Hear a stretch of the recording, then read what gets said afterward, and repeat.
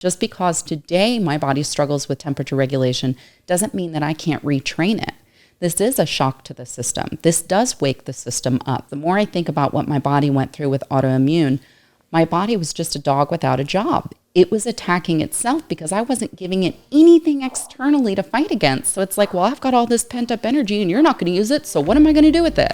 Once I started introducing these external factors like intermittent and extended fasting, deliberate cold exposure, and extremes, my body was like, wow, okay, we have something to fight against. We have a job to do. Guys, let's get together. We got a job to do. And I think that's when the change really started happening, because I was introducing that outside discomfort. It wasn't easy to start deliberate cold exposure with Hashimoto's. There's still no easy. I'm 4 years in. It's still not easy to stand in front of an ice bath and say, this is what I'm going to do to feel better.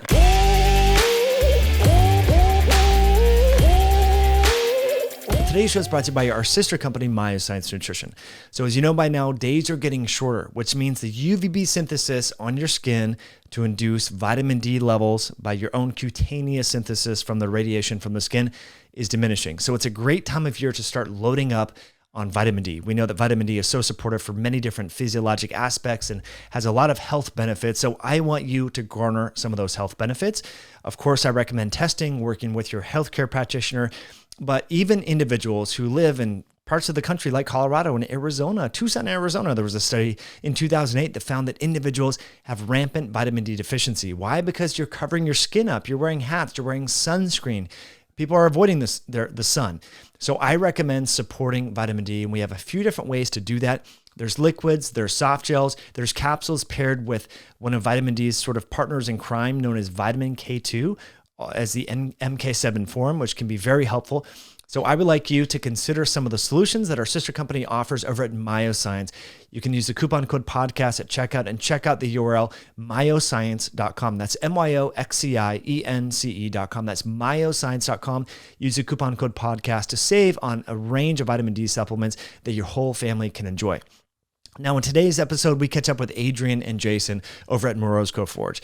It's an awesome conversation, an awesome tool therapy that I invested in for our family back in July. I've been going in the cold plunge at least, well, I wouldn't say every day, twice a day, at least once a day, usually first thing in the morning for about 30 to 40 seconds, and later in the afternoon for at least 2 minutes. Now, I found this to be game-changing, from mental acuity to sleep and circadian rhythm balance. I'm now up, and this is the strangest thing.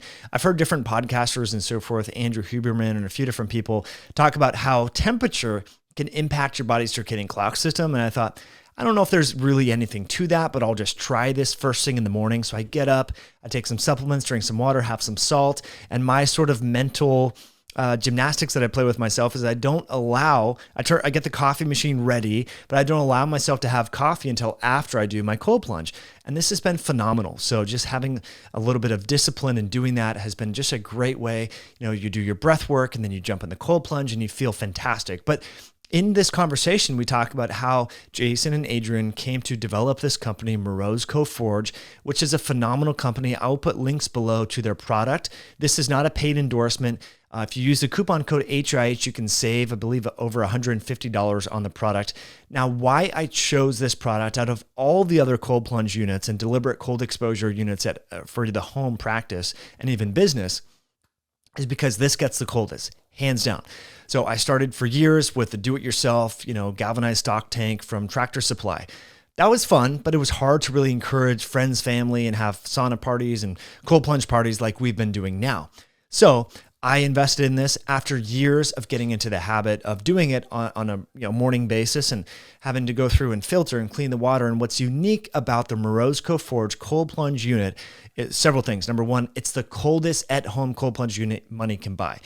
It makes its own ice. All the other units out there, they don't do that. They hover around 39 degrees, which sounds cold, but after you've been accustomed to this, you can find lakes, rivers, and streams at 39 degrees. You don't need to pay and invest in an at-home deliberate cold exposure unit for only getting to 39 degrees. This thing hovers right around 32 degrees. There's enough ice in there that's like damn near an ice chest, okay? Which sounds intimidating, but that's where the benefits come. If you look at some of the studies on deliberate cold exposure, cold thermogenesis, the benefits come from when we actually induce the shivering response.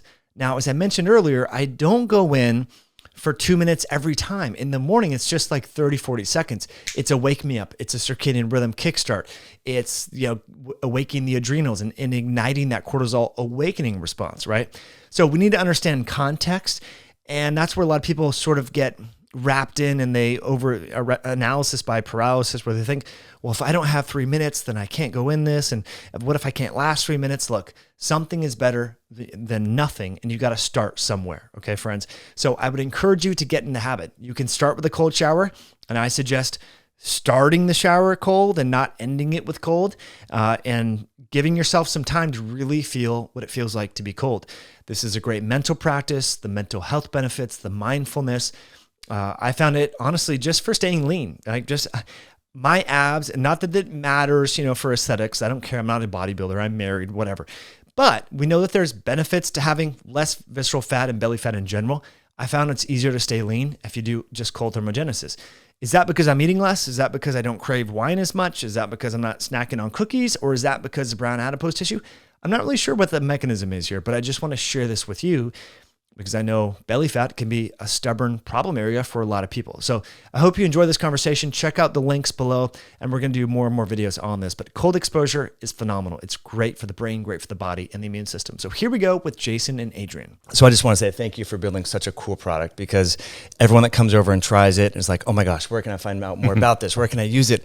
And what I like about what you guys did with the unit is it looks cool. I mean, that's part of it. Like when I had a similar sort of, galvanized stock tank, but I couldn't get anyone to do it. They're like, well, that looks cool. I'm not going to go in today, So maybe let's just start from the top, right? You got into this because, Jason, you're an engineer, and Adrienne, you had some health challenges, and you guys just built your own unit, right? And then you started to socialize, and you had some friends who were like, hey, can you make me one? Is that sort of how this started? Yeah, Adrienne got sick, very suddenly and very strangely. You got to like 32 years old, 31, 32 years old. And just all of a sudden and very suddenly, like her body and her physiology just started turning against her. There was some rapid weight gain, about 50 pounds over the course of a few months. There were allergic reactions to foods that she ate and loved her entire life. Adrienne, you moved to Phoenix, probably 15 years prior, but then all of a sudden everything that grows in the desert in Phoenix, mesquite and, other sorts of flowers she was having allergic reactions to. And along with that, there was a lot of unknowing. There was a lot of depression and anxiety setting in, like what is going on here? A lot of visits to doctors, a lot of tests, a lot of doctors didn't have any answers. A couple of them finally did produce a diagnosis, and one of them was Hashimoto's hypothyroidism, which is an autoimmune condition where hormones in the thyroid just is dysregulated. And then there was eosinophilic esophagitis, which is a lot of the allergic reaction to botanicals and foods would cause hives in the throat that would then burst and be very painful. And then there was urticaria, which is like a skin flushing condition. It didn't make sense to me. I was watching it happen kind of right before my eyes, and hearing some of the things that the doctors were saying, especially the endocrinologist, about the hypothyroidism. Really, I just kind of set out to understand more about the world that we were living in, the bodies that we have. So I just started reading. I started reading ferociously, everything, biology, sociology, psychology, society. And what I started to do was solidify this understanding that we, in our industrial lives, we're leading these lives way out of our natural states. We're very far removed. We can be very far removed from the conditions and the stimuli that our physiology evolved over the course of human evolution to kind of handle and respond to. Our nervous systems, our bodies are very stressed out by the world that we live in, and then we're not stressed in the ways that that nature has meant for us to be stressed with, like temperature volatility and food scarcity and things like that. That's what kind of really led us to experimenting with our diet, with doing some intermittent and extended fasting. It was kind of the first little kind of hack that we found a lot of benefit, and it's what led us to taking ice baths. I took my first ice bath October of 2017 with a yoga instructor who was doing some Wim Hof stuff in Phoenix. And right away, that first ice bath probably lasted 30 seconds. It was just long enough for me to freak out and then get calm and then get out. But I woke up to, like, here is something I've been looking for. Here's something that is uncomfortable, it's stressful, but it's like all of my systems after that first ice bath were like rebooted and like started to come back online in a way that just viscerally and intuitively felt right. And Adrienne couldn't take part in those at the time just because of her work schedule. So I got my own galvanized steel tub, took it to our backyard, and we started doing our own Sunday breathwork and cold immersion sessions. That's great. Yeah. So you would do sort of, it was a hyperventilation retention sort of thing, go in there. What aspect of the breath work, why do you think that's often paired together? The breath work with the cold? Is it just sort of a thing that people have done? It seems like just common knowledge now that. Yeah, and we eventually kind of moved away from that type of breathing, that hyperventilative Wim Hof breathing. I'll tell you the first thing that was beneficial for me in that first Wim Hof class that I took is doing the breathing exercises first, and like holding my breath in that super oxygenated state showed me that there was something I was capable of doing that I didn't really understand I was capable of doing before. So I'm like, now all of a sudden I'm holding my breath for 90 seconds because my body is just full of oxygen. And I'm like, wow, like I'm capable of more than I previously understood. And I think going from that to the ice bath, having kind of that integrated that lesson and the deep breathing exercises, was like, well, now I wonder what else I can do that I didn't think I could do before. And so for me, that was beneficial. And then Adrienne, I'll let you jump in. I love that high energy, holotropic, challenging type of breath work. I see the rainbow colors behind my eyelids. I feel like a rolling water massage across my whole body. There's definitely a place for that type of breath work in our lives. What I noticed, though, was because it was so high energy, I would get into this amped up kind of competitive state, and I would stand in front of the ice ready to meet the ice with this sort of, competition sort of energy, this high energy. And what I realized quickly within my second or third ice bath was that was causing an additional layer of anxiety, and I needed something that was going to calm me down. I knew how to have fighter energy. I knew how to have competitive energy. I knew how to ramp things up. What I didn't know at that time in my life was how to slow things down. And I realized that doing the Wim Hof breath work, being high energy, then meeting the ice was too much energy for me to move through this practice. And I was drawing on my previous experience with dialectical behavioral therapy, in that if you're feeling anxiety, get in touch with your senses. What can you see? What can you smell? What can you taste? What can you touch? Whatever the fifth one is that I'm forgetting right now. Get in touch with your senses, your physical senses, in order to ground yourself in a state of anxiety. And I realized that by doing that prior to entering the ice and calming myself down before getting into the ice, I could now move with surrender. I could now move with mindful intention and meet the cold with a state of calm, which isn't something that I was doing anywhere in my life. I wasn't meeting anything in my life in a state of calm. So this felt like a whole new superpower. Not only being able to take an ice bath, but being able to take something that was anxiety inducing and kind of scary to me, and then meeting it in this state of calm, that's where that superpower feeling came in. And I thought, well, if I'm having this problem meeting the ice, others must be too. And found out quickly that, a lot of people were finding that it was just too high energy to meet it after a heavy breathwork session. So what could we do to help guide people through the ice in this state of calm? So I started talking to people the way that I would talk to myself prior to an ice bath. Like, okay, we're just going to get in touch with our breath. We're going to feel the ground beneath our feet. We're going to notice the colors in the air and the sounds that we hear in the trees and the clinking of the ice against the tub. And it completely changed the experience for me. That was how I was finally able to make it to 2 minutes, was by harnessing that state of calm, harnessing that mindful surrender when it came to the cold. And now I find that I'm able to take that practice into many other areas in my life that cause anxiety or that would typically be stress-inducing. I can take a step back and say, okay, deep breath. How do I surrender to this I love moment? that. That's amazing. And I like how, like, when you guided me, it was over a month ago, that was the longest still, that even though I'm acclimated, that I have gone in, I think it was like 3 minutes or something like that.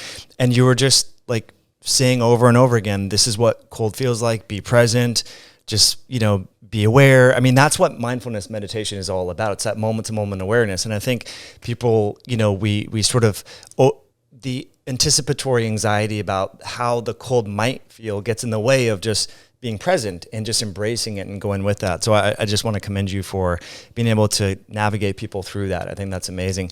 Thank you. I want to get into some of those tactics and all that, but maybe first start out like with some of the things that you noticed going back to when you were doing your Sunday sessions. You had autoimmunity and health issues and all of that. After a few sessions, did you sort of have that same aha moment that Jason did? Like, wow, like I feel just energized, awake, or was it slowly over time that these? Actually, it was after my very first ice bath. So my first ice bath lasted 9 seconds. I hovered over the tub. I put both feet on either side. I put both hands on either side. I dropped myself into the water and held my breath under the water. Turns out that was about 9 seconds. Yeah. And then I leapt out and I freaked out. And right away, I felt energized. I felt empowered, and there was a reduction of pain in my legs. So I had sometimes so much pain in my legs, they just felt like they'd been beaten by sledgehammers. I could be on a 4-inch memory foam mattress pad and still feel so much pain in my legs just from existing. So after that first 9-second ice bath, and I got out and I was busy freaking out, I was like, wait a minute, my legs don't hurt. Like, that was a miracle to me. It'd been years since I'd had relief from the pain in my legs. So that was an immediate reflection of the power of the cold. And at first I thought, well, am I just distracted from it, or is it really gone? And it was gone for days. And then when it came back, I thought, well, I know exactly what to do for this. I have to get into the ice. And that's what kept me coming back for more, was that immediate relief. And that this was a passive therapy. All I really had to do was show up and sit down and breathe for 2 minutes. I just had to get to that 2-minute mark. That was the magic mark of getting there, where I knew, like, okay, you're doing the best thing you can for your body. So my first ice bath had that type of impact on me physically. And then the more I did it, the longer I could go without the pain creeping back in on my legs, the more empowered I felt, the more energetic I felt. And it is that kind of, like, my favorite time of day to take an ice bath is about this time, like in the afternoon, because I get that afternoon slump. You know, I'm going from dawn. I'm firing on all cylinders. You know, I don't want to rely on a cup of coffee. So instead I take an ice bath, and I feel like that's the equivalent of like a shot of espresso in a yoga class. It's like I've just gotten all the jolt. I've gotten all the calm. I've cooled myself down. I still get a little fleshy sometimes when there are allergens in the air that I'm allergic to. So it helps with all of those things. And I love that. It's amazing. Yeah, I think that's a little performance. Like, a lot of people are focusing on all these, and I have a supplement company too, but all these different nootropics and these different things that you can do, take, and whatever. But a cold plunge for an afternoon fatigue. And if you look at Starbucks at 2 or 3 o'clock, like, there's a massive line. Like, people are over caffeinating. And if you do that at 2 or 3 o'clock, like, your sleep is screwed. Like, no question about it. So this is a much better way to go about that. What I found, because I do like a little whiskey here and there, I like red wine. I don't have those cravings for alcohol once I do a cold plunge. It's like it sort of satiates whatever was missing that wanted me to be attracted to alcohol. I've noticed that my blood sugar after dinner is like really flat, which is good. You know, you don't have that big surge if you do a cold plunge beforehand. Mechanistically, I don't really know exactly what's working. I want to dive in and hash into some of those details. But Adrienne, that's really impressive. So 9 seconds was your first plunge. That was my first one. And now you're doing what, between 2 and 3 minutes? I mean, just maybe it varies. You know, it's funny. It all depends on what I'm working on. And I've developed a technique where I like to set the stopwatch out of sight so that I'm not so focused on the time. I'm more focused on what am I feeling in my body. And if I'm not looking at the time, it's like some sort of mental reaction. I can almost guarantee I'm going to stand up at 3 minutes and 34 seconds. If I'm looking at the time, I like to push. I like to push to about 4 minutes. I like to, no matter what, I like to get past 3 minutes because I don't want to associate, okay, 2 minutes, I'm done, get out. I want to be able to push past that mental block. And that's another reason that if I'm looking at the time, I want to get past 3 minutes and 34 seconds because I don't want my body to just get used to, okay, this is what you did, that's enough, you're done now. So I like to push myself a little bit, not too much. I'm not trying to break any world records here. I'm not trying to do the 20-minute ice bath. I'm not trying to do the 30-minute ice bath. I know that 2 minutes gives me max health benefits. I know that getting past 3 minutes and 34 seconds gives me that mental benefit. And my body just feels great at about 3 minutes. 3.5 minutes, 4 minutes is my super jam. That's awesome. Yeah. I mean, just for people that are listening that may be new to this practice, roughly how long did it take to get to that point? And this isn't to say that everyone needs 3 minutes and 34 seconds. I think this is an individual thing, but just to give people an idea, like, was it a year, 2 years, 18, like how many? It was about 3 or 4 ice baths. Okay. Yeah, so really you went. It was pretty quick. Yeah. It was pretty quick. And I don't think those initial ice baths were down in the low 30s because we were still just buying ice and putting it in a trough in a backyard in Phoenix. It was October, November.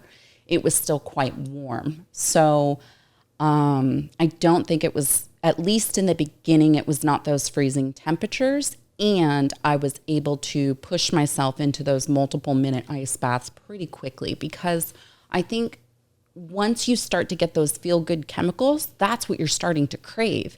You know that sitting in the ice is going to make you feel a certain way. So every time your brain sees an ice bath, you're like, oh yeah, I'm going to do that. Oh man, I don't want to do that, but I need to do that. Yeah, that's such a great point. It's funny. I don't have that. I used to be scared of it. Like, you know, when I had the galvanized stock tank, right? Because it was just cold enough to be uncomfortable, but it wasn't super cold that you get the mental elation, right? You had to stay in there forever. But now oftentimes, like, it's so much easier with consistent practice. Like, I don't have this, should I do it today or not? It's like, I know that that 5 minutes later, I'm going to be on such a different level mentally that I just go in. Same with Deanna. It's funny. Like, I thought I was going to have to like twist her arm a little bit and like come on. And now she's like up before me doing it, and twice a day sometimes. So it's been a cool practice and strategy. So I would like to get into some questions that I frequently get asked, and I'm sure you get these all the time. People want to know, what's the best time of the day to do it? People want to know, like, you know, we want to westernize this, like, what time of the day, how many minutes, how frequently, right? So let's just sort of talk about best practices, and everyone's a little unique. Maybe first start out, ideally, morning, afternoon, or is this a personal thing? I think it's mostly personal. Routines don't stick to me very well. They just never have, and especially, you know, now that we've turned ourselves into entrepreneurs out of this, we can get up in the morning and get into our email inbox and get into all of our communications with the company and the staff and the marketing and things like that. And for me, I can really just get distracted, and next thing I know, it's the end of the day. So if I'm going to do something, I like to get up and do it right away. That way I get up, I go out to the backyard, I get in the forge for 2 minutes, 2 to 5 minutes is what I usually do. And then I can go into my email box, and then I can go. And I'm really trying to do that. I'm working on doing that more consistently, and taking my mornings a little bit slower instead of just, you know, waking up and cell phone, you know, inbox, which is it's so bad for you, but it's so easy to talk yourself into when you're growing and driving a company. So that's what, for me, what works out. We've been doing a lot of afternoon sessions as well recently. So I'd like to say, you know, whatever is going to get you into the ice, whatever's going to get you into the cold, you know, don't limit yourself. If you miss it in the morning, be like, well, morning was my time, can't get in the afternoon. Just go ahead and get back to it, you know, get to it whenever you get to it. Yes, and I think just to play on what Jason said, you find what works for you. It's not about the morning being the best time of day or the afternoon being the best time of day. It's about where does it fit in your schedule? What's going to give you the best practice? And how do you feel? I advise all of my clients to just try it. Try it in the morning a few days in a row and see how your days go when you do that. Try it in the afternoon a few days in a row and see how your body starts to react to that. The only thing I advise is if you are doing it later in the evening or before bed, make sure you've got a good 90 minutes to wind yourself down before bed. And especially in these super hot temperatures that we've had recently, not only in Arizona, but all over the US, it feels nice to be able to go to bed a little bit chilly, a little bit cold. Our bodies sleep really well when we're a little on the cool side. And I've heard about these, you know, chilling blankets and chilling pads and chilling fans that you can do for like all your linens and your bed and stuff like that. Pop into an ice bath, and you don't have to do 2 minutes every single time. Even if all you do is step all the way in, get in up to your neck, step all the way out, you're going to feel good. And that's the whole idea, is to find a practice that works with your schedule, find a practice that works for you and your needs, like what's going to keep you consistent, and listen to your body and see, how do I react the best when I'm taking these ice baths, and what is the best time of day for me? Adrienne, I really resonate with that. And I think when I think about what's the best tactics when it comes to time of the day and duration, I think about exercise. It's just another habit that makes you feel good. It's like, if the morning works for you and your schedule and you feel good, then do it in the morning or do it. But for some reason, we're not as intuitive as we used to be, right? We want to know the rule book. Like, I want to know exactly what to do, but it's like, you got to try this and figure it out. Just like with nutrition, you know, carnivore or keto might work for you. It may not. Like, so just figure this out and try it out and do what works. That being said, to break it down tactically, I found in the morning, it really wakes you up. So for some people that have adrenal insufficiency, circadian rhythm disruptions, they have low energy or lethargy in the morning, a quick plunge will totally wake you up. So my little mental rule, I don't know why I do this, but no coffee until I plunge. So that's just my rule. It's like, I started that in January and we had this, again, galvanized stock tank. It would get real mildewy and whatever, like, and stuff. And I would just go in there, and that was my rule, and I've been sticking to it. So that's just what I do. And honestly, I feel like I don't need the coffee. Like, I still do it because I'm probably addicted to coffee. Right. I love it, right? But I could easily continue on my day without that. So, but the morning for me, and I'm just giving people ideas, you know, it's just what works. I'll do 20, 30 seconds because I find that if I do 2 to 3 minutes in the morning, especially when it gets cooler out, like if you're in Minnesota or we're in Seattle, you know, you don't want to be shivering. Like afternoon, though, I warm up so quick. So that's another thing to sort of think about. And like you just mentioned, Adrienne, before bed is amazing, but I do it, it's 20 seconds. Like, it's just it's enough, especially in these hot summer days. And you go to bed, like you said, you don't need the chili pan, the whatever. I'm sure all that stuff is good, but I don't know about you all, but we turn off the circuit breakers in our bedroom for the EMF. So it's like all these things, I don't want them turned off, and they wouldn't work anyway.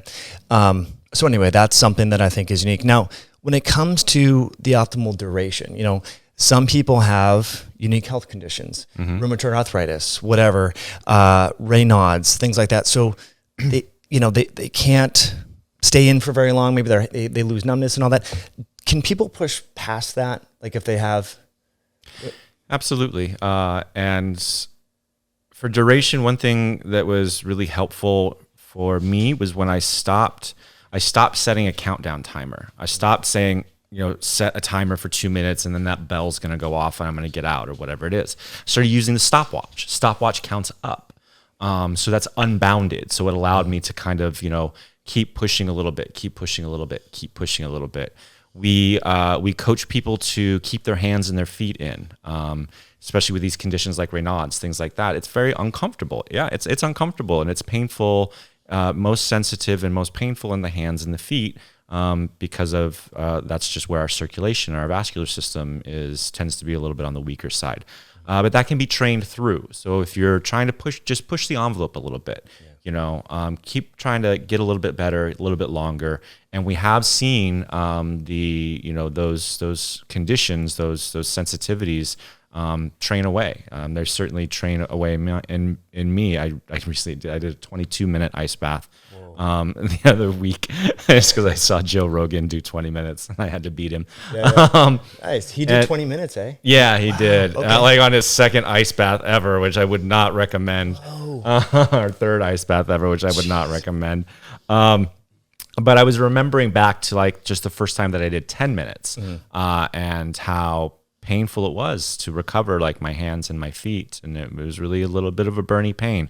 But now after, a 3-year practice, going on 4-year practice, those sensitivities aren't there anymore. Good. And so I would really, I really do challenge people to push it, go just a little bit past, discomfort, and next time go a little bit further, And one of the amazing things about the regular practice, about having a solution like the Forge or something like that, is the more often you're able to do it, the better the training is, the less sensitive you get. It starts to get easier. You start to associate those neurotransmitter boosts with the practice. And so even though I'll never call it really comfortable, you start to associate the benefits with the sensation, and you can start to kind of at least find like value in it that way, where you do start to look forward to that uncomfortable experience, but the one that is going to come with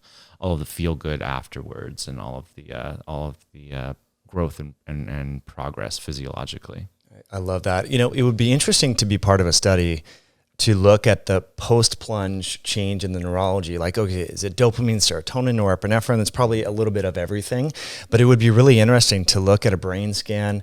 I've seen some of the studies. I want to ask you guys some of the studies, on brown adipose tissue and cold thermogenesis and all that.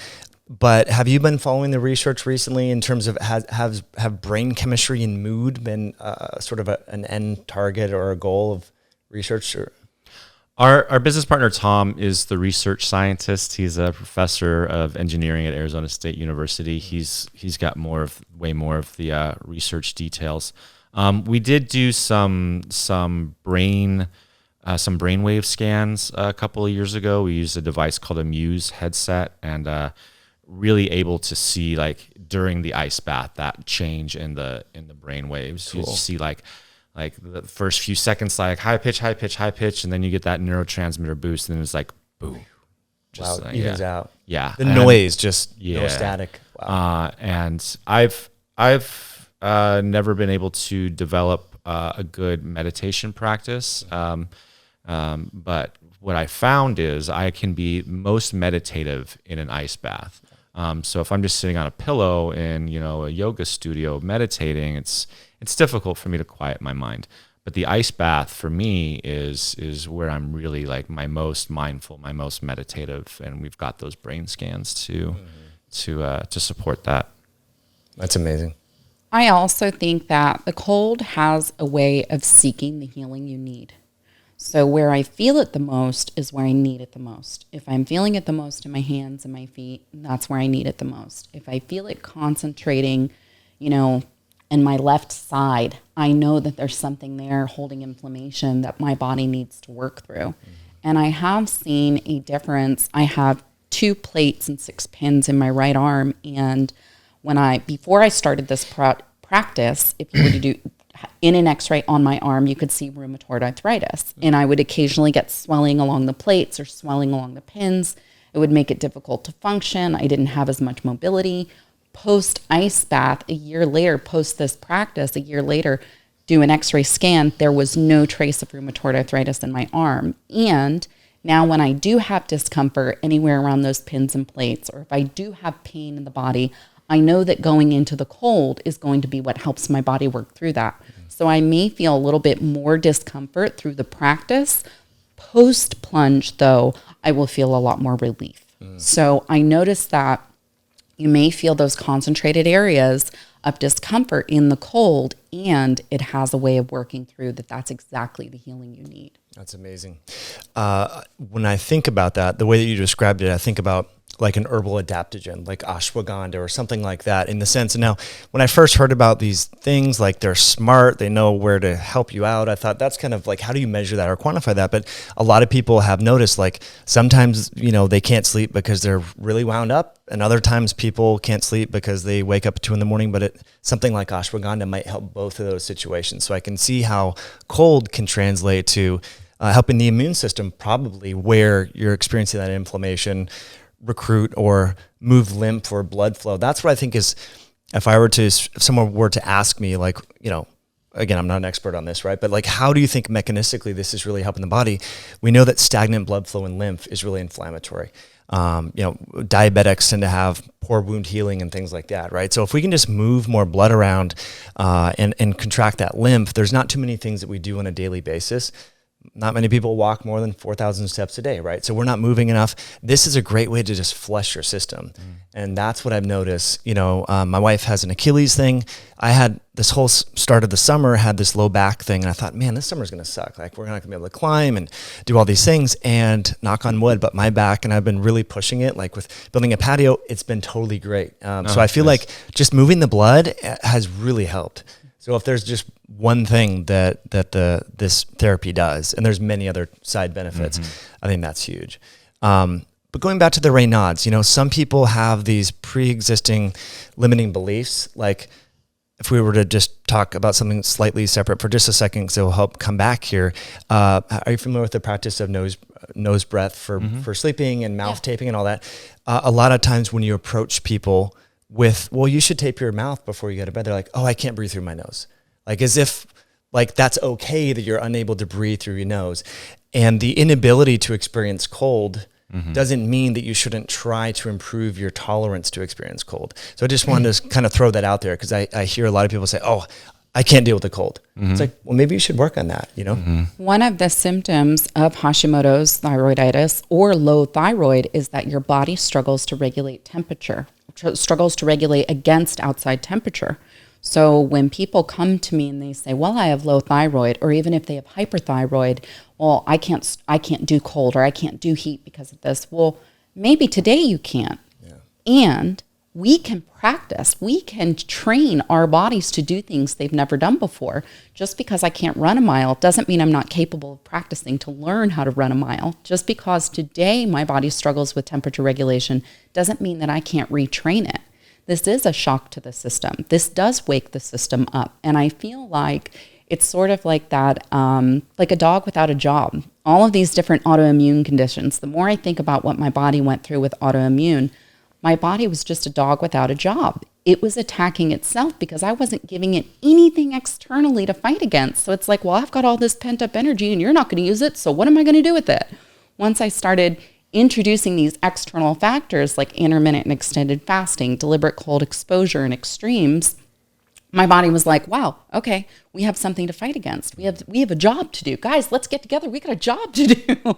And I think that's when the change really started happening, because I was introducing that outside discomfort. It wasn't easy to start deliberate cold exposure with Hashimoto's. There's still no easy. I'm 4 years in. It's still not easy to stand in front of an ice bath and say, this is what I'm going to do to feel better. And I do it anyway. That's amazing.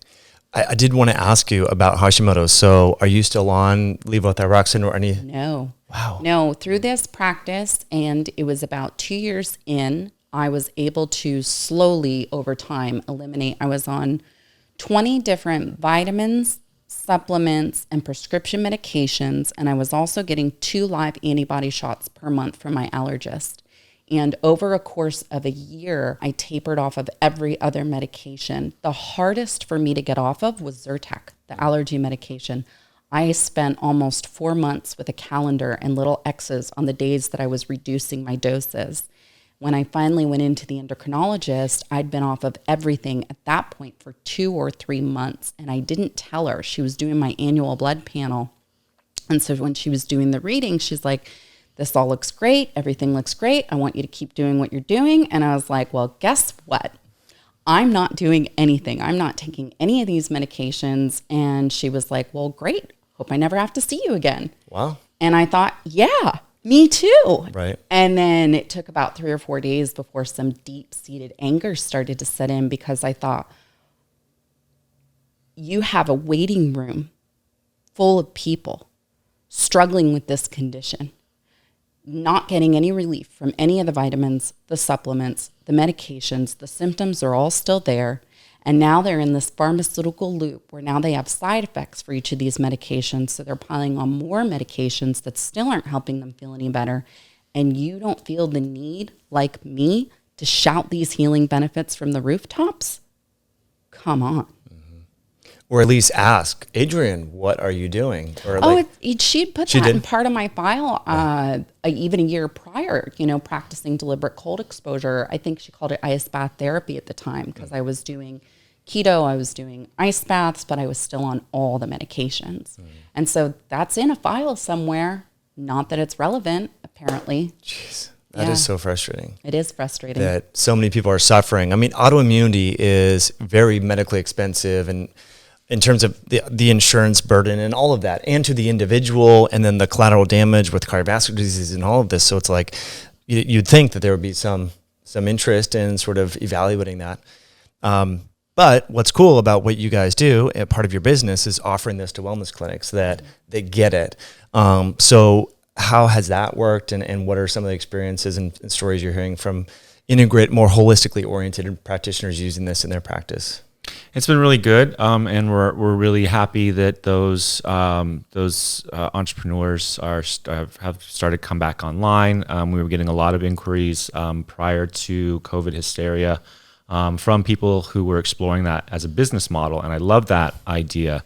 Obviously, when the world started going crazy and everybody was getting their businesses shut down and things like that, those inquiries dried up. But now they're starting to come back. We're starting to see more people opening up these centers. There's different kinds. There's from the high performance athletic bodybuilding to the more yogic kind of wellness center to a lot of chiropractors are getting into the functional medicine. There's a great one in Hood River, Oregon, Dr. Brian Call at Cell Regen, who's got a lot of amazing equipment, including a forge. And so we're seeing these deliberate cold exposure as a business model coming back. I love this because right away it's more accessible. Our machines they've got a high price point. They have a footprint where they need a space, and not everybody has the physical space or the financial space to have their own solution. And so when I think about access and availability, I love these ideas. And we hear a lot of powerful stories of healing from the people who do use the colds, and then contrast with like sauna, things like that on a regular basis. We have customers who use the cold to manage their symptoms associated with MS. One is a former Navy SEAL who was medically retired when he developed MS, which was very debilitating for him, not just physically but psychologically. He was all into being a Navy SEAL for the rest of his life. That was his calling. And then for the Navy to sorry, we don't want you anymore. And so he uses the cold to not only manage symptoms physically, but also psychologically. Julie Blue as well manages her MS. We've got a woman who, was it Guillain-Barré? Guillain-Barré syndrome at early 20s. She was on a summer trip in Europe, and all of a sudden was completely overcome with paralysis, her whole body. Wow. She couldn't eat. She could barely breathe. She was in a hospital for several weeks before they discovered this is Guillain-Barré syndrome, and she had a special kind that also attacked her nervous system. And through deliberate cold exposure, she's getting her life back. She had to drop out of college. She wanted to go into the medical field. She had to drop out of college. She couldn't drive. She couldn't feed herself, all these different things. Now she's talking about re-enrolling in medical school because deliberate cold exposure has given her life back. She is able to function. She's able to feed herself. She's able to move. She's able to drive. She's able to do all of these things that she thought, she was told by all of these specialists that this is it. This will continue to deteriorate. This will continue to attack your body until that is the end of your road. And through this practice, she's proving that absolutely that's not the case. And she is still on some medications, and she practices about 5 days a week. Goes into the cold for anywhere from 3 to 5 minutes. Amazing. And she typically does it at about 55 degrees for 10 to 15 minutes. And Kara, if you're out there, I want you to keep dropping that temperature. You can do it. You can do a lot more at a colder temperature in a shorter amount of time because of the way that it shocks the system. So it's any amount of cold is a good amount of cold. And people are proving that all over the place. Yeah, that is so amazing. The model, how does that work? Like this clinic in Hood River and things, are they doing like a membership, or is it per session? Like, to give people ideas? We see both. We see a lot of membership models, and then we also see, kind of the ad hoc. What do you want to? What is it that you want to do? What services do you want to do? So yeah, we see both. And we have ideas for our own wellness facility that we want to open up and develop. And I like the idea of the membership model. It just makes things nice and simple, I feel like, accounting wise. But yeah, we definitely see both out there. That's cool. I think of the sort of sensory deprivation tanks, sort of those float tanks. There's like 6 of them. You go and you just book online, and you can have 20 minutes or whatever. I could see that. You have multiple rooms. Maybe you shower beforehand, go in, you do the plunge and leave. That would be really cool. Like, I think, because like you said, if, it is a higher priced product, but it's a great, you guys did such a good job, and I want to get into the nuances of the build and the filtration and all of that. But if people just want to try to experience it and then sort of get hooked in that way, and to realize the benefits, I think that could be really, really neat. So there's a lot of different, products that are coming out. There's a do-it-yourselfers, which I did for a long time, and I found that I was the only one in my family and neighborhood that would do it, right? Now this is a great, like, alcohol-free way to socialize and all that, so it's been amazing. But what makes the Morozko Forge unit different, I'll let you explain, the filtration and the ability to get so darn cold. There's blocks of ice in there. Like, people are like, how much ice did you add? I'm like, I didn't add any ice. Like, this thing makes ice. Right. So maybe let's start there. How in the heck did you get that to make ice? I loved getting that message from Mike within the first 48 hours of dropping it off. And you're like, it's a little too much ice. I can't even fit in here. I'm like, well, this is a good problem to have. Yeah. Too much ice is easy to solve. Yeah, so one of the things that sets our product apart from the other solutions that have popped up is the minimum temperature and that performance. I've never dissected any other solution, but as I understand it, the way that they achieve chilling the water is to actually pull the water through a chiller. So they're moving the water. Which is going to, I'm not going to give too many secrets away to my comparing. It's going to add, energy to the water, both in terms of kinetics and in, there's a little bit of friction as the waters move through the system. So you're both taking water heat out of it, you're taking thermal energy out of it, and then a little bit is creeping back in. And so, long story short, that's how I think they're solving the problem, and that's why they can't get down to the temperatures that we get down to. Now, our units do not require circulating the water in order to chill it.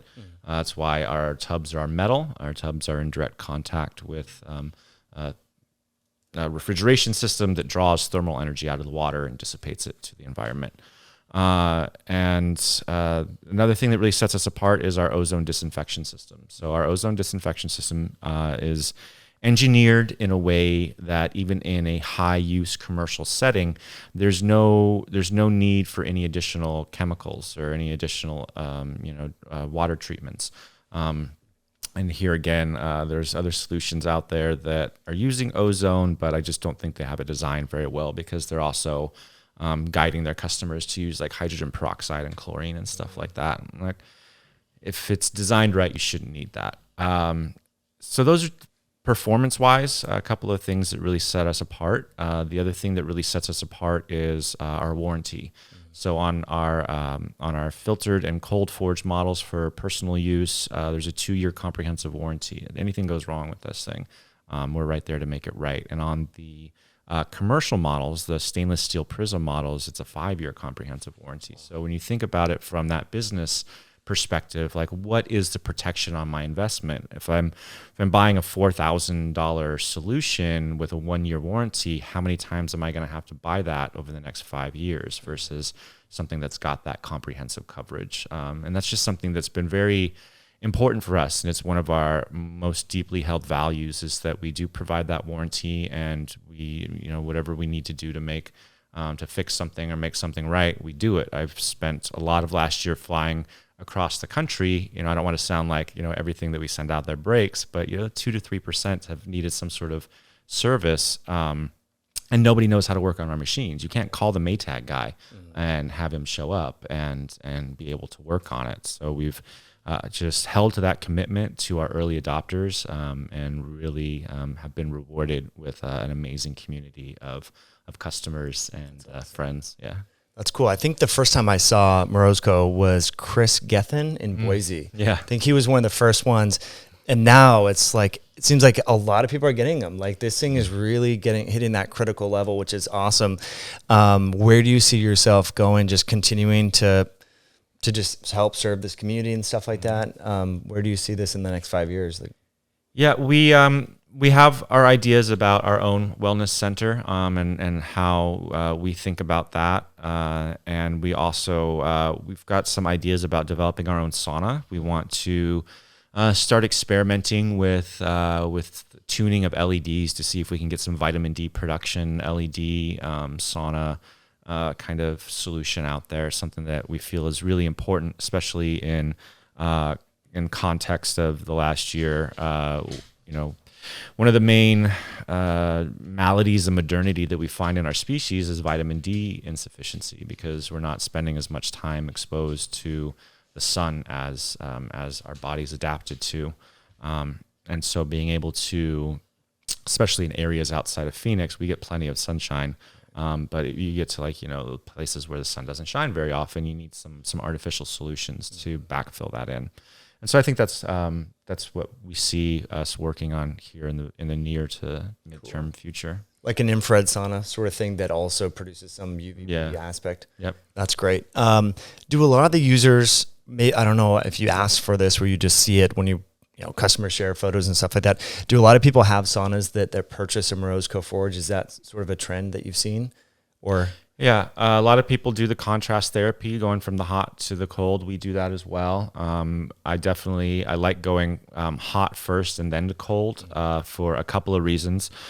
First, just from a time management perspective, if I'm going cold into a sauna, it's going to take me 10, 15 minutes just to get back to base. And then I need to get hot. If you're getting hot first and then going into the cold, you can go from that vasomotor dilation to the constriction very quickly. Mm-hmm. It's harder to go quickly the other direction. Yeah. And so, we do see a lot of customers, and especially a lot of wellness centers who are doing the business model. They do that kind of hot and cold contrast. Which is amazing. I love that. There's some sort of mental elation, and I'm not sure what it is, if it's a blood flow leaving the brain, but if you get hot enough and then sufficiently cold in the Morozko Forge afterwards, and then you just sit and meditate, it's like this weird sort of euphoria, and it's pretty interesting. What is up with that? Have you experienced? I would say, the neurotransmitter boost, the dopamine, norepinephrine, could be facilitating that. I would have to think about what synergistically might be happening with the heat, and then the cold. I do love it from that vascular health perspective. I'd have to think a little bit about what's cognitively going on. Yeah. It's interesting. I think it's just a natural way. You're like, if you can get a natural high with exercise or this, you're not going to want to crave processed foods, alcohol and everything like that have, that have a short-term gratification, but then a lot of downside.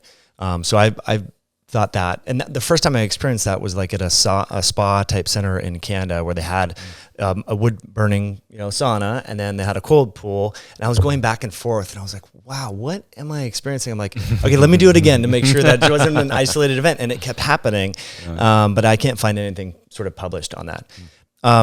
One thing that I've found is if you go in the Morozko Forge, for me, more than 4 minutes, something like that, when I'm doing the contrast, I'll do this, my muscles start to shake. Mm-hmm. It's that twitching that I think that's what the researchers look at when they talk about the brown adipose tissue activation. The muscle shivering is sort of a necessary event. Do you think that's necessary to get that cold? Necessary is an interesting word. I don't know that I would say necessary. I'd say it depends on what the person is working on. One of the things early in the practice that we did was getting ourselves to that point where the shiver response would kick in, and then engaging the mind to stop the shiver response. Our bodies have two core mechanisms for creating internal thermogenesis, internal heat. And one is that shiver response. It's our muscles. They want to rub our molecules together to create friction to start creating heat. And that's kind of a safety mechanism against hypothermia. The other mechanism is the fat burning. It's the brown adipose tissue engaging the white fat cells and burning that. And when we are born, this is why we tend to have a lot of what's commonly referred to as baby fat.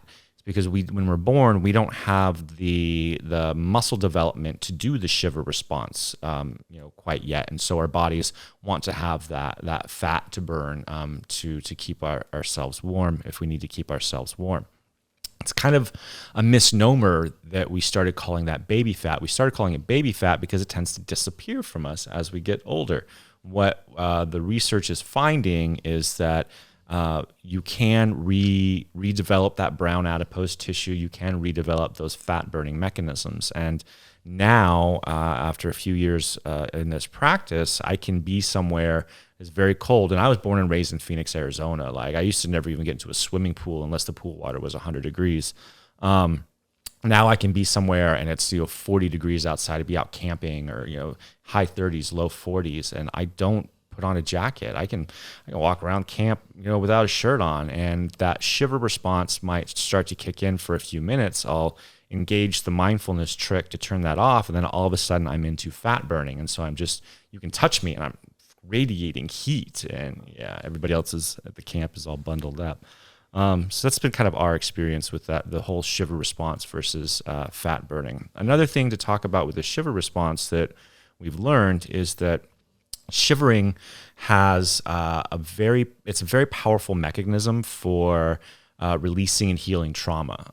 So Peter Levine wrote a book in an unspoken voice about how the body can use things like shivering to work through trauma. And you see this in animals a lot. If a lion chases a deer and the deer gets away, sometimes you'll see the deer shiver because it's working through the trauma of that event, and then it'll go back to being a deer.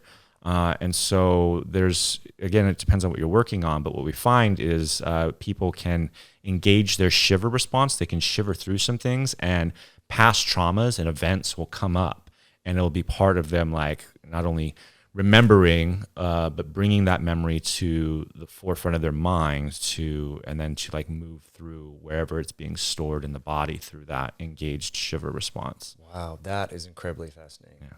So that's why part of the reason why you're putting a unit in Costa Rica with one of the centers down there. Yeah, I don't know if we. With Soltara, an ayahuasca healing center down there, and the CEO Dan Cleland is a friend, and thinking about how not only could that integrate into the people who are going down to the center for those healing journeys, but also the healers themselves, because when as a healer, you take on so much of the people that you work with, no matter what you're doing, whether you're doing personal training, deliberate cold exposure, plant medicines, body work, energy work, whatever. There's a transference of what the person is moving through. And if you're doing this as a job, as a business, as a career, as a calling, and you're helping so many people through their healing journeys, you need some healing yourself.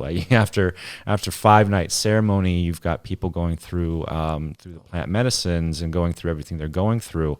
And then, they get back on the plane and go back to life. Those healers need some time and some modalities to kind of work through whatever it is that they've taken on. And so we're really looking forward to that project and seeing how it can help both the people who go there and the facilitators themselves. That's amazing. So Adrienne, I have a question for you then, because we know that people with autoimmunity, not everyone, but some have psychological trauma and things like that.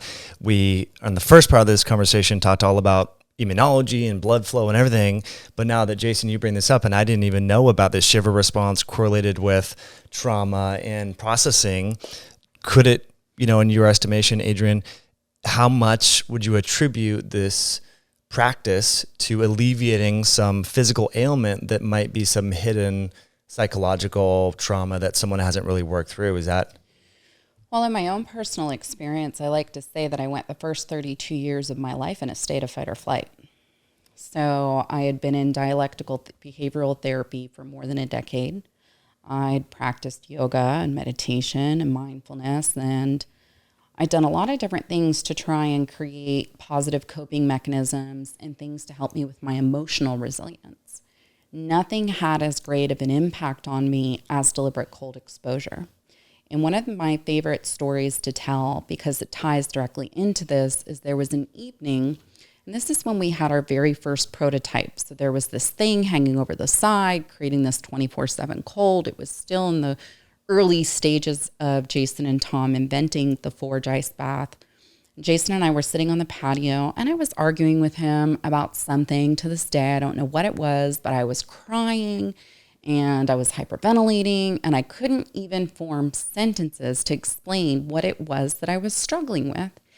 And in therapy, they say, change your physical state. So I'm sitting on the couch on our patio, and I'm just, curled into myself, sobbing, like heaving uncontrollable sobs. And I'm thinking in my head, just stand up, just stand up. Adrienne, just stand up. If you could stand up, maybe you'll stop crying, or maybe you can start to breathe slower, just stand up.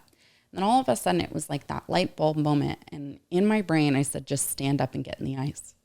Just stand up and get in the ice. It was this deep, intuitive, screaming voice inside my head that said, stand up and get in the ice. So I did. I walked across the yard, stripped down my clothes. I sat in the ice bath, and I didn't move for about 4 minutes. And I calmed down. Not only did I cool off, because, when you get all worked up like that, you start to bring up your heat and things like that. But when I got out of the ice bath, I walked back across the yard, and I looked at Jason and I said, I don't remember what I was upset about, but can we just move on and enjoy the rest of our evening together? Never in my life have I been able to move from that sobbing, deep emotional state of fear, that uncontrollable emotional reaction, to let's let this go and move on. Mm-hmm. And I knew right then that I'd found a whole new superpower, because nothing in my life could calm me down that way. It would be like a 3-hour crying jag, followed by like a night of sleeping, and then the emotional hangover the next day. And something happened in the ice that calmed me down, re-regulated me, sent me out feeling really good about myself and whatever it was I was working through. And this is about when I realized that by being in a state of fight or flight throughout my first 32 years on this earth, that's also part of why I got sick. My body could not keep up with that amount of stress production on just like a regular basis. And so it gave up.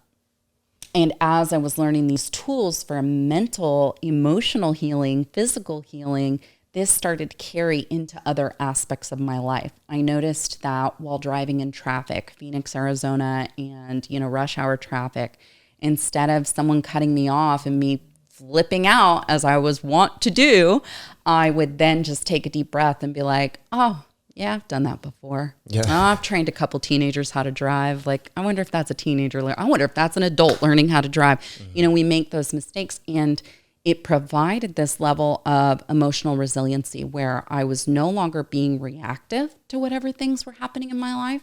I was able to take a pause and be responsive to whatever thing that would typically cause emotional dysregulation. Now, do I still experience emotional dysregulation? Absolutely. And I've developed all these tools through deliberate cold exposure to help me remain mindful and calm and remind myself that all I have to do is take some deep breaths or take an ice bath in order to produce those feel-good chemicals and be able to move through whatever the thing is that I need to move through. I love that. That's so amazing.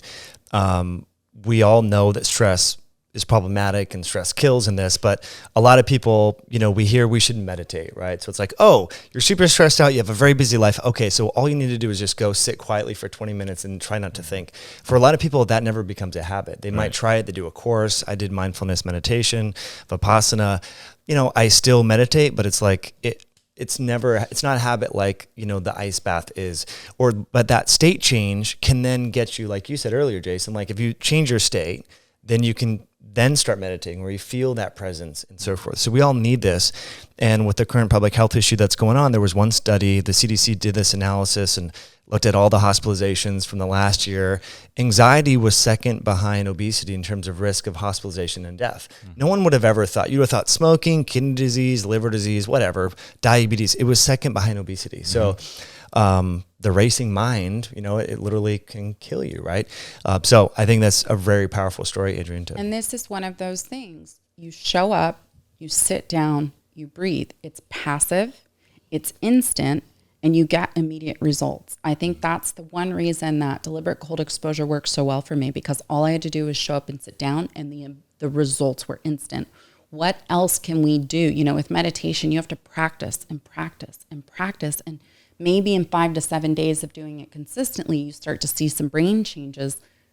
You show up with an ice bath, you sit down, and it's an immediate result, immediate physical state change. Mm-hmm. When when we first started doing this and you start realizing or finding all of these, it's an ocean of anecdotes of people who are experiencing better outcomes with a slew of different things from this practice. And I was thinking about it, and like, this is obviously something very elegant. It's just cold water. It's not easy to make and maintain, but once you've got that, it's just cold water.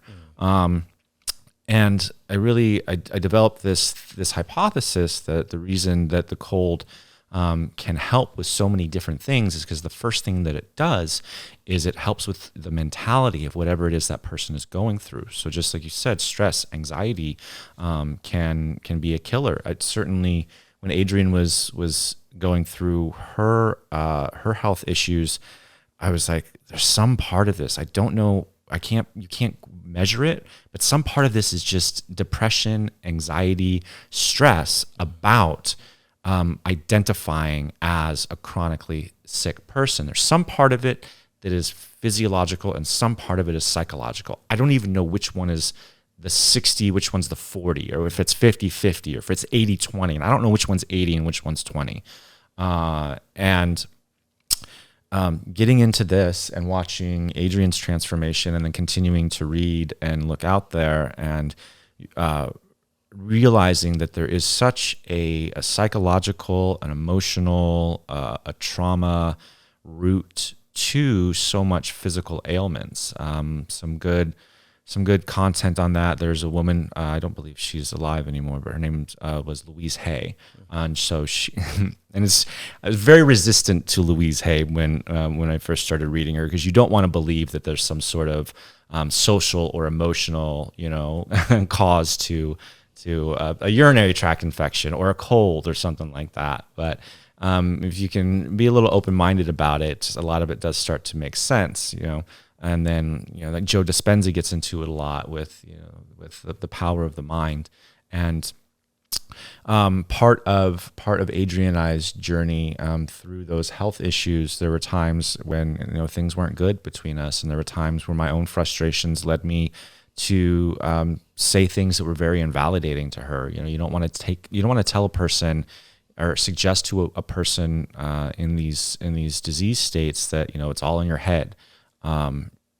But getting to a point where moving away from the invalidation of saying, hey, maybe this is partly in your head. The problem doesn't have to be in a person's head for the solution to be in their head. Mm-hmm. And so when you can get into this practice, it's personally empowering. It's difficult. You're doing a hard thing. You're feeling good about yourself for doing a hard thing. That hard thing's making you feel good. And it's also giving you, even if it's just a few minutes of clarity and mindfulness and those feel-good natural neurotransmitters, natural antidepressant, anti-anxiety, then our minds have amazing abilities to reverse and fix whatever else is going on in our bodies if we can calm our minds down into those states where the mind is like, okay, I'm not freaking out anymore. And my thyroid is going nuts. I didn't freaking notice my thyroid was going nuts because my mind was so overstimulated on whatever else it was. And so now the mind's like, thyroid, sit, stay, be good, and or whatever else it is that we're working on. And I've seen it, and it's amazing. It's amazing to watch people go through these healing journeys with that. And I really do think it starts with that psychological aspect. Well, and as you're talking, I'm just thinking part of it too, if you have multiple things going on or you can't manage your stress, maybe you start to think about, maybe I'm a failure, maybe I just suck, maybe I'm weak or whatever. But then you start to become better at something that you thought you sucked at. Like, maybe I don't suck that bad. Yeah. Like most people couldn't do what I just did, that 2-minute ice bath, right? So then I think progress is like this little snowball. It's like the snowball gets bigger and you build more momentum. So you're like, well, what else could I do that I used to think I couldn't do? And maybe I don't suck as bad as I used to think. So I think that is part. That's why I love exercise too, because you start working out, people are usually a little overweight or skinny, and you start to become more physically fit, and you're like, okay, maybe I can do something else, and maybe I can start that business or write that book or do whatever it is. And I just love these practices that have this incremental progress, like this, whether it's fitness, whether it's a sauna or ice baths and all of that. So it's phenomenal. So I want to commend you guys for creating a really, really cool product. So if someone is listening to this and they're like, okay, which one do I buy? You have a lot of different options.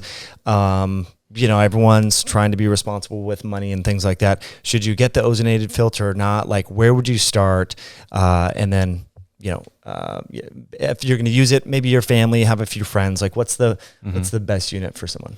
So on a personal level, or like friends and family level, I do recommend trying to do the filtered and ozonated one, especially if you need to keep it indoors in like a basement or a room or something like that, because it just makes the maintenance a lot easier.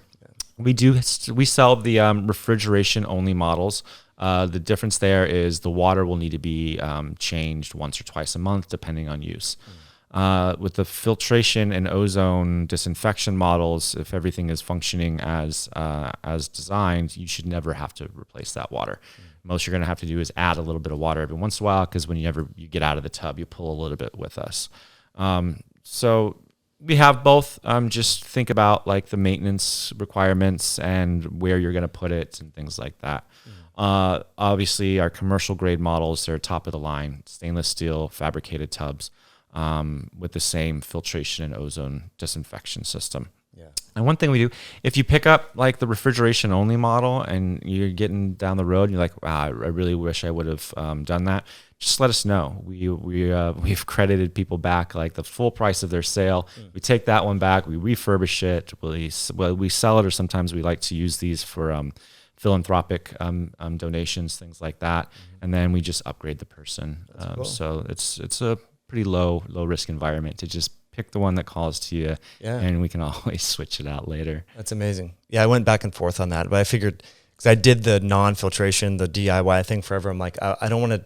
That was what was slowing me down from making it a regular practice. I'm like, I just want to like take that, automate that part of it, right? Yep. Which is phenomenal. So if we're going from sauna to the Morozko Forge, back and forth, super sweaty and all of that, part of me wants to change the water at least maybe every 3 months or something, but just because of who knows what's in your sweat, stuff. But you're saying it probably doesn't matter. It's not necessary. I wouldn't say so. The ozone disinfection system is really designed very well. And if the water's good after 2 months, there's nothing that's going to happen after a third month.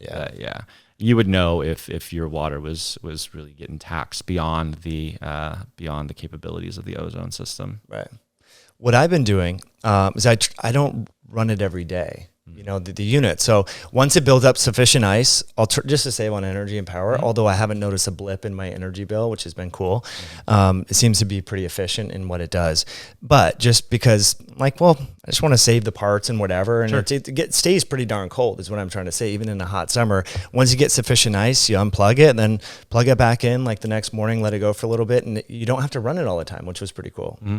Yeah, you can also just push the button and turn off your filtration system. And then as long as you've got your temperature setting set, it's not going to kick on unless it raises to a certain degree. But yeah, that works well. Just unplug it. Yeah. We also say that you can add like a garden timer so that it turns on 3 hours, off 3 hours. You can kind of play with it to make the most sense for you. And as a personal use model, you don't need to run the filtration more than say an hour here and there to keep it clean. It's just when you notice that water is starting to need to be clean, turn that filtration system on, let it run for a little while.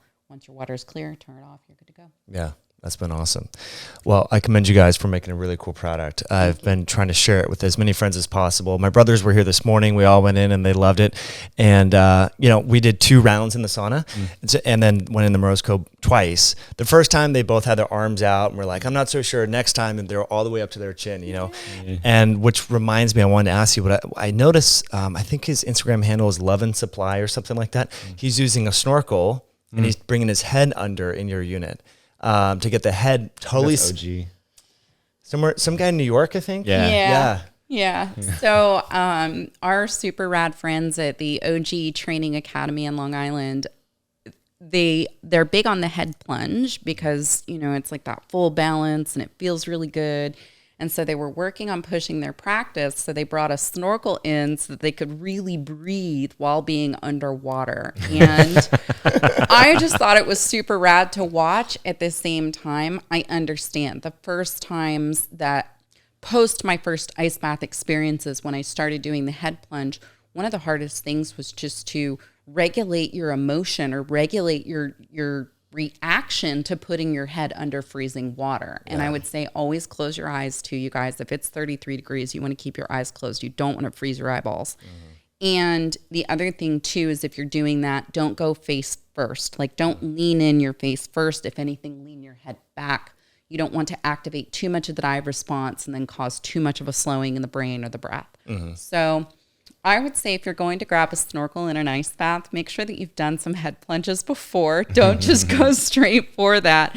But those guys, Evan and Lenny and Taylor, they're just rad. They're rad dudes, amazing. and they're finding cool ways to push their own practice. That was super creative. I thought, love it. what a good idea. Yeah. So how long are they doing? Do you know, like 30 seconds a minute or? Who knows? I don't know how long I don't know how long they made it, but typically when I see Lenny doing his head plunges, he's in there for quite a few seconds. Wow. So, yeah, I don't know what that did for their practice. Our former Navy SEAL, Justin, and of course he's massively trained to do this. Justin Don't do does. like he does. But he will go under without a snorkel and he'll stay under for 2 minutes.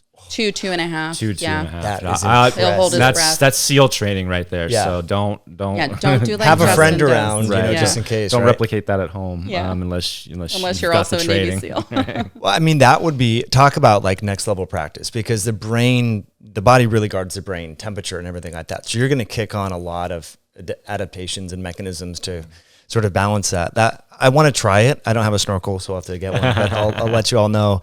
But yeah, that's just going to be next level, sort of thing. I love it. Well, guys, I really appreciate you being here. We're going to guide some folks here in just a few moments and things like that. Any parting words or maybe just something for someone who's on the fence about getting into this, who has those limiting beliefs about, I don't know, I really can't get cold. Like, what would you say, like, as we part ways? Well, we like to say that our lives are the stories that we tell ourselves. So if you are telling yourself the story that you can't do something, you're absolutely right. We've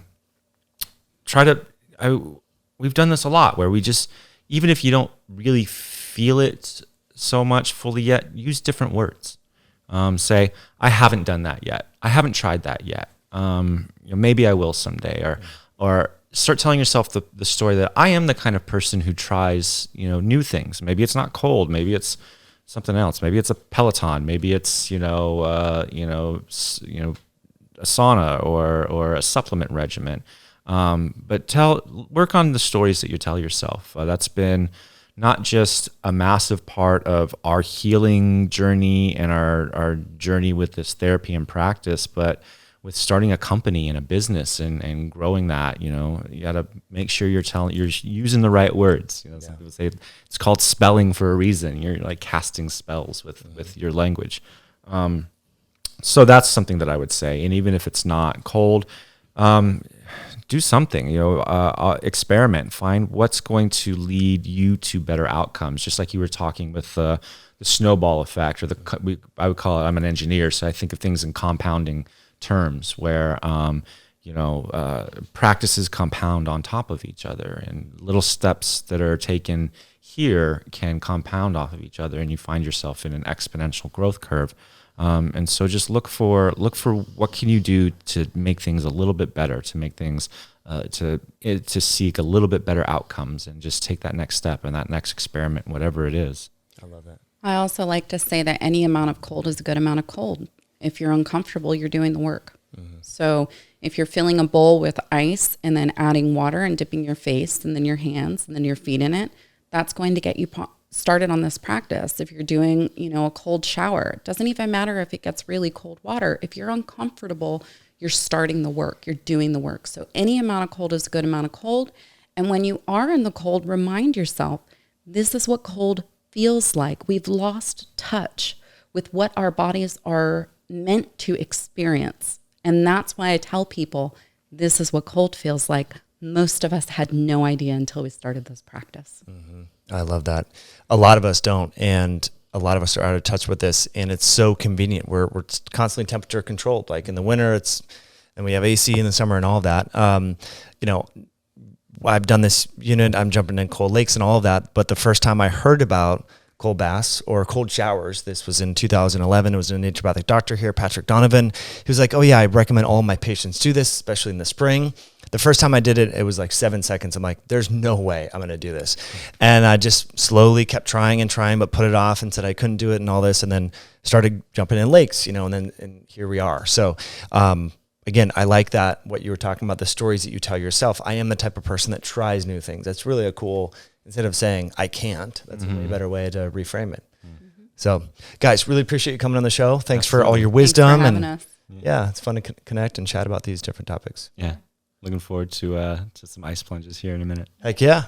Let's do it. Well, friends, that's it for today. Thanks as always for tuning all the way to the end. Hopefully you enjoyed that conversation. We're going to be doing a lot more content on the health benefits, on some of the science of deliberate cold exposure and cold thermogenesis, and brown adipose tissue activation. Now, what I will do in the show notes is link a video that we did about 2 years ago, but it's still very relevant, where we reviewed some of the recent human clinical studies as it relates to the science of brown adipose tissue activation and cold thermogenesis. So definitely check that out. I will put that in the links below. And the Morozko Forge, it's a phenomenal unit, friends. If you've been sitting, sidelining, wondering, should I invest in this or not? I will absolutely endorse this, and I'm not being paid to say this. If you decide to get it, cool. If not, no big deal. But I can tell you this practice has changed my life. It's a phenomenal practice. Everyone that's gone in this, all my friends, all my family, immediate family, extended family, absolutely love it. They are constantly asking, hey, when can we come over? When can we do like a cold contrast party? Like, it is so much fun. So definitely invest in your health. If now is not the right time, I totally get it. But if you've been on the sidelines for this, I can tell you that they are getting backlogged with orders, because Joe Rogan recently bought one, and he bought one for the archery bow hunter Cameron Haynes, and now he's getting into it. So they're getting really busy. So definitely, if you've been on the fence, now is a good time. You can use the coupon code HIH at checkout, and that's over at morozkoforge.com. So friends, as always, I'm grateful that you're here. Thanks for hitting that like button. Thanks for commenting, and thanks for leaving us feedback in iTunes. And we will catch you on a future podcast down the road. Till then, be well. Bye now.